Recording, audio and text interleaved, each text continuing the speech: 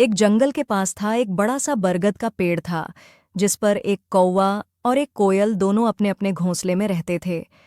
एक रात उस जंगल में तेज आंधी चलने लगी। देखते ही देखते बारिश शुरू हो गई। कुछ ही देर में जंगल का जो भी था सब बर्बाद हो गया। अगले दिन कौवे और कोयल को अपनी भूख मिटाने के लिए कुछ भी नहीं मिला।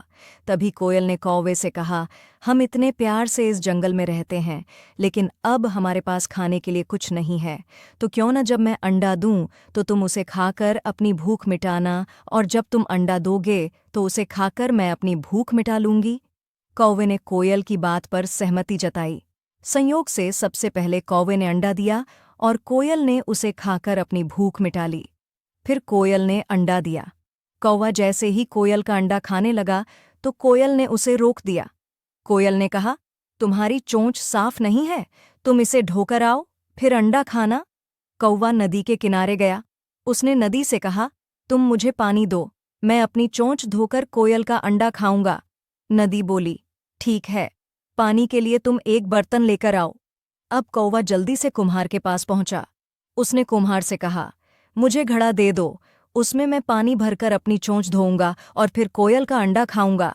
कुम्हार ने कहा, तुम मुझे मिट्टी लाकर दो, मैं तुम्हें बर्तन बनाकर दे देता हूँ। यह सुनते ही कौवा धरती माँ से मिट्टी मांगने लगा। वो बोला, माँ मुझे मिट्टी दे दो, उससे मैं बर्तन बनवाऊंगा और उस बर्तन में पानी भरकर अपनी चोंच साफ करूंगा, फिर अपनी भूख मिटाने के लिए कोयल का अंडा खाऊंगा। धरती माँ बोली, मैं मिट्टी दे दूंगी, लेकिन तुम्हें खुरपी लानी होगी, उसी से खोदकर मिट्टी निकलेगी। दौड़ते हुए कौवा लोहार के पास पहुंचा।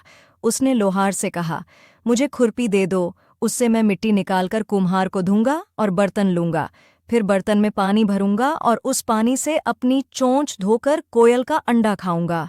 लोहार ने गर्म गर्म खुरपी कौवे को दे दी। जैसे ही कौवे ने उसे पकड़ा, उसकी चोंच जल गई और कौवा तड़पते हुए मर गया। इस तरह चतुराई से कोयल ने अपने अंडे कौवे से बचा लिए।